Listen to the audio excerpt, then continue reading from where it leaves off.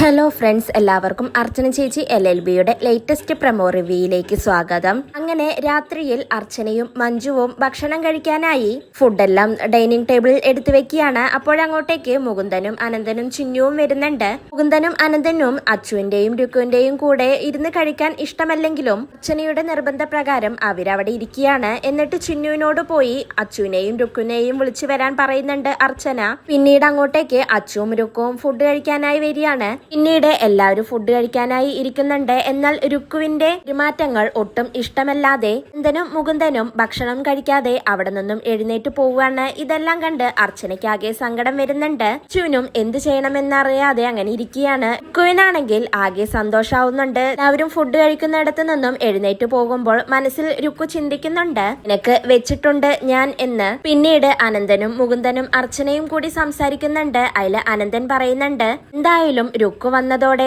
നമ്മുടെ അനിയന്റെ കാര്യങ്ങളിലെല്ലാം ഒരു തീരുമാനമായി എന്ന് പറയുകയാണ്. പിന്നീട് റൂമിൽ വെച്ച് അച്ചുവും രുക്കുവും തമ്മിൽ അർച്ചനയെയും ഏട്ടന്മാരെയും കുറിച്ച് സംസാരിക്കുന്നുണ്ട്. അപ്പോഴാണ് അങ്ങോട്ടേക്ക് അർച്ചന വരുന്നത്. അച്ഛൻ അവിടെ ഇരുന്നു കൊണ്ട് അച്ചുവിനെയും അടുത്തിരുത്തി രുവിനോടും രുക്കുവിനോടും വളരെ സന്തോഷത്തോടെ പുതിയ ജീവിതം അവർ തുടങ്ങാനായി പോകുമ്പോൾ അതിനെക്കുറിച്ച് സംസാരിക്കുന്നുണ്ട്. എന്നാൽ ഇതൊന്നും കേൾക്കാൻ ഒട്ടും താല്പര്യമില്ലാതെ രുക്കു ഉറക്കം വരുന്നത് പോലെ അഭിനയിക്കുകയാണ്. ഇത് കണ്ട് അർച്ചനയ്ക്കാകെ വല്ലാതാവുന്നുണ്ട്. പിന്നീട് അർച്ചന അവരോട് ശരിയെന്ന് പറഞ്ഞ് റൂമിന് പുറത്തേക്ക് ഇറങ്ങുകയാണ്. അർച്ചന പുറത്തേക്ക് ഇറങ്ങിയതും വളരെ ദേഷ്യത്തോടെ ആ വാതിൽ കൊട്ടിയടയ്ക്കുന്നുണ്ട്. എന്നാൽ ഇതെല്ലാം കണ്ട് അച്ചുവിനാകെ ദേഷ്യം വരുന്നുണ്ടെങ്കിലും ഒന്നും മിണ്ടാതെ അങ്ങനെ നിൽക്കുകയാണ്.